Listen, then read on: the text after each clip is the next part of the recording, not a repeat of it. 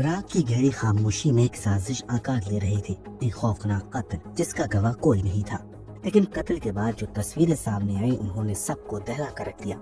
मेरठ की जेल की सलाखों के पीछे दो प्रेमी अपने अंजाम के इंतजार में हैं, साहिल और मुस्कान। एक ऐसे प्रेम की कहानी जिसने प्यार को पाप बना दिया और पाप को गुनाह। सौरभ, एक पति जिसने कभी सपने में भी नहीं सोचा होगा कि उसकी जिंदगी उसी की पत्नी के हाथों खत्म हो जाएगी। लेकिन सवाल सिर्फ मौत का नहीं है, कत्ल के बाद की वो मस्ती, वो नशा, वो लापरवाही। जिन तस्वीरों ने इस कहानी को और भी ज्यादा डरावना बना दिया। मेरठ पुलिस अब भी उन सुरागों को खंगाल रही है जो इस खौफनाक खेल के पीछे के हर राज को खोल सके। कत्ल की जगह सील कर दी गई, हर कोने की फॉरेंसिक जांच जारी है। पर क्या सबूत ये साबित कर पाएंगे कि साहिल और मुस्कान का असली मकसद क्या था? अब जब जेल में बंद इन प्रेमियों की मांगे पूरी हो रही हैं, सरकारी वकील उनकी पैरवी करने को तैयार हैं, तो क्या न्याय की नजरों में इनकी कहानी एक प्यार की त्रासदी बनेगी, या ये महज एक खूनी खेल था जिसकी कोई माफी नहीं? एक प्रेमी जोड़ा, एक खौफनाक कत्ल, और अब अदालत में न्याय की जंग। क्या होगा इसका अंजाम? कौन बचेगा, कौन फंसेगा? इस केस की अलग ही परतें खुलने वाली हैं। सावधान रहिए, क्योंकि ये कहानी जितनी दिखती है उससे कहीं ज्यादा रहस्यमय और अलग अलग राजों से छिपी हुई है। दरअसल मेरठ के सौरभ हत्याकांड की गूंज अभी भी लोगों के जहन में ताजा थी। ये सिर्फ एक कत्ल की कहानी नहीं, बल्कि एक मोहब्बत की ऐसी दास्तान थी जिसमें प्यार से ज्यादा जुनून, वफादारी से ज्यादा धोखा और रिश्तों से ज्यादा साजिश थी। साहिल और मुस्कान, दो नाम जो अब जेल की चारदीवारी में बंद है, लेकिन उनकी हर डिमांड पूरी की जा रही है। पहले साहिल ने जेल में अपने बाल कटवाने की इच्छा जताई, जिसे प्रशासन ने मंजूर कर दिया। हालांकि जेल के नियमों के अनुसार कोई भी कैदी ज्यादा लंबे बाल नहीं रख सकता है, मगर अब दोनों ने सरकारी वकील की मांग की थी और कोर्ट ने रेखा जैन को उनकी पैरवी के लिए नियुक्त कर दिया। मेरठ जेल की दीवारों के पीछे साहिल और मुस्कान के चेहरे पर पछतावे का कोई निशान नहीं था। मुस्कान की नजरों में अब भी वही ठहराव था, जैसे सौरभ के खून से सने हाथों को धोकर वो हिमाचल के किसी ठंडे पहाड़ पर सुकून से बैठी हो। कत्ल के बाद दोनों हिमाचल गए थे, नशे में डूबे रहे, मस्ती करते रहे। अब उनकी वही तस्वीरें और वीडियो सोशल मीडिया पर वायरल हो रही थी, जहां कोई अपराध बोध नहीं, कोई डर नहीं, बस एक खतरनाक साजिश का अंजाम देने के बाद की बेखौफ हंसी थी। मेरठ पुलिस अब भी उस किराए के मकान में सुराग तलाश रही थी, जहां पर सौरभ को मौत की नींद सुलाया गया। कमरे की हर दीवार, फर्श पर बिखरे निशान, एक एक सामान को फॉरेंसिक टीम दोबारा जांच रही थी। क्या कोई और सबूत मिलेगा? क्या कोई नई परत इस खौफनाक मोहब्बत की दास्तान को और खतरनाक बना देंगी? एक तरफ साहिल और मुस्कान की जेल की जिंदगी है, जहां वो अब भी अपने हर बात मनवा रहे थे, और दूसरी तरफ सौरभ की खामोश मौत, जहां कोई सवाल नहीं, कोई जवाब नहीं, बस एक अधूरी जिंदगी की कहानी थी। ये सिर्फ एक हत्या नहीं थी, ये रिश्तों की क्रूर सच्चाई का सबसे डरावना चेहरा था, जहां मोहब्बत का नाम लेकर कत्ल किया गया, जहां इंसान को महज एक रुकावट समझकर मिटा दिया गया। तो क्या अब ये दोनों खतरनाक इश्कबाज जेल में बैठकर अपनी बाकी ख्वाहिशों को भी पूरा इसी तरह करवाते रहेंगे? हालांकि इस मामले पर इन्हें वकील क्यों दिया गया है, इस बारे में आप विस्तार से जानिए। जिला कारागार से सौरभ हत्याकांड के मामले में जो आरोपी हैं, उन दोनों की एप्लीकेशन निःशुल्क अधिवक्ता के लिए हमारे पास जिला कारागार के माध्यम से प्राप्त हुई, और हमने जिला विधिक सेवा प्राधिकरण द्वारा श्रीमती रेखा जैन को नामित किया गया है। दोनों के लिए सर? दोनों के लिए।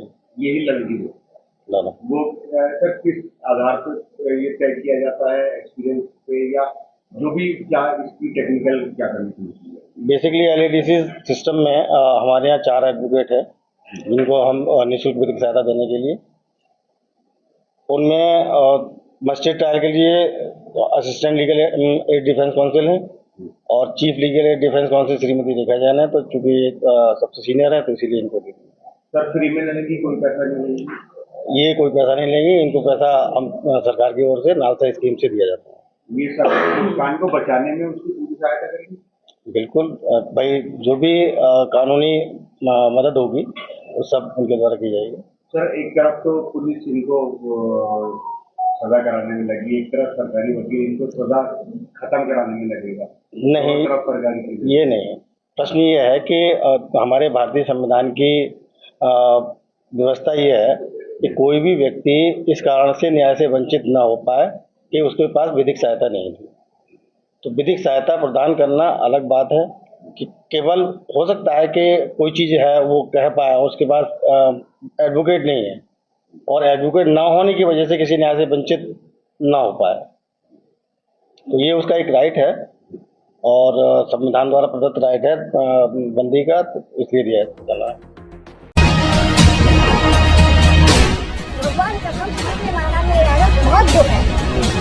मेरठ के चर्चित सौरभ हत्याकांड के आरोपी साहिल से पहली बार जेल में उसकी नानी ने मुलाकात की। साहिल के लिए नमकीन और कपड़े लेकर पहुंची नानी ने सौरभ की मौत पर दुख जताते हुए कहा कि घटना बेहद दर्दनाक है। भगवान कसम सूर्य नारायण में बहुत दुख है। नानी ने कहा कि दोनों को दो नशे हो गए हैं, नशे के आदि तो दोनों ही हैं। दूसरी ओर आदमी को औरत का नशा और औरत को आदमी का नशा भी हो गया है। अरे मैं कह रही हूँ, मुझे अब तुम्हें यकीन नहीं आ रहा, इतनी बात मैं कह रही हूँ कि उससे ज्यादा लड़के का दुख कुछ नहीं करा। ये दो नशे हो गए, नहीं दो नशे हो गए। एक तो नशा खूब कर रखा था, एक आदमी को औरत का, औरत का आदमी को नशा, ये सबसे बड़ा हो गया। जी हाँ, मैं आपको बता दूं कि पुलिस पूछताछ में जो मुस्कान ने पुलिस के अफसरों को बताया वो काफी चौंकाने वाला है। मुस्कान ने कहा कि सन 2021 में सौरभ के साथ उसका तलाक का मुकदमा शुरू हो गया था। उसके बावजूद सौरभ अपने खास दोस्त पंकज और उसकी माता यानी मुस्कान की जो माता उसके साथ मिलकर मुस्कान की रेकी करा रहा था। उसके घर पर लगातार कौन आ रहा है कौन जा रहा है, इस बात से छिड़ने के बाद वो सौरभ से काफी खफा थी, काफी नाराज चल रही थी। और नवंबर 2024 में उसने सौरभ को निपटाने का पूरा प्लान साहिल के साथ तैयार कर लिया था, जिसके लिए ड्रम, दवाइयां सब कुछ तैयार कर ली थी। घटना से कुछ घंटे पहले सौरभ का जो खास दोस्त है वो सौरभ के साथ उसके घर पर गया खाना देने के बाद लिए, और खाना देने के बाद सौरभ और मुस्कान की काफी हाथापाई हुई, लड़ाई हुई, झगड़ा हुआ। साहिल की नानी ने नियम के मुताबिक मुलाकात की पर्ची लगाई थी। जेल मैनुअल के तहत परिजनों को मिलने की अनुमति होती है और नानी भी इसी श्रेणी में आती है, इसीलिए उन्हें मिलने दिया गया। साहिल को जेल के भीतर अभी तक किसी काम में नहीं लगाया गया है। 10 दिन पूरे होने के बाद ही उसे जेल के किसी काम में शामिल किया जाएगा। उधर जेल में साहिल के बाल छोटे छोटे कटवा दिए गए हैं। उसकी नानी ने मुलाकात के लिए अनुरोध किया था, पर्ची लगाई थी तो उसकी नानी मिलने आई। देखिए, जेल में पहला काम होता है अनुशासन में रहना, और 2-2.5 फुट के बाल का कोई मतलब नहीं है। हालांकि उसने स्वयं ही इच्छा जाहिर की थी कि मेरे बाल जो कटवा दे जाए, तो यहाँ पर नाई उपलब्ध है, अन्य बंदों की तरह उसके भी बाल कटवाए। मेरठ में सौरभ के परिवार पर दुखों का पहाड़ टूट पड़ा है। कातिल मुस्कान और उसके बॉयफ्रेंड साहिल की रातें जेल के भीतर अब तन्हाई में कट रही हैं। फिलहाल पुलिस की टीमें घटना के सबूत जुटा रही है, जिससे कातिलों को कानूनी रूप से अंजाम तक पहुंचाया जा सके। निखिल अग्रवाल, न्यूज़ 18 मेरठ।